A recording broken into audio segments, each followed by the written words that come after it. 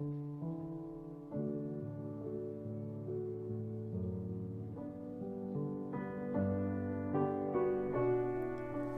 New Testament refers to several men named James.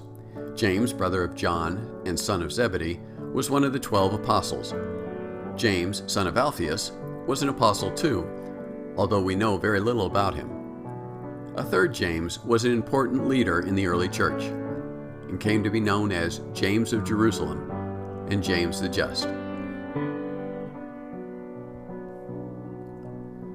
Later writers referred to James of Jerusalem as the Bishop of Bishops, so important was his leadership.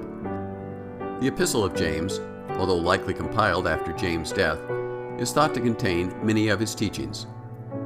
The key message of the letter of James is that faith should not be merely theoretical, but should be put into practice in everyday life. By the time St. Paul began preaching the good news, James was already well established. Paul recounts how he met with James, Cephas, and John in Jerusalem, and how the three pillars of the church extended a hand of fellowship to him and Barnabas. At the important Council of Jerusalem, convened to decide whether uncircumcised Gentiles would be allowed into the church, James played an important role.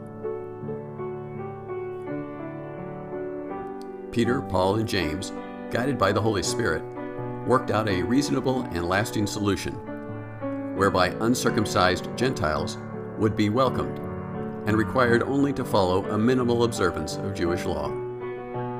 The church was blessed to have wise and courageous stalwarts like James to guide it during those critical early years.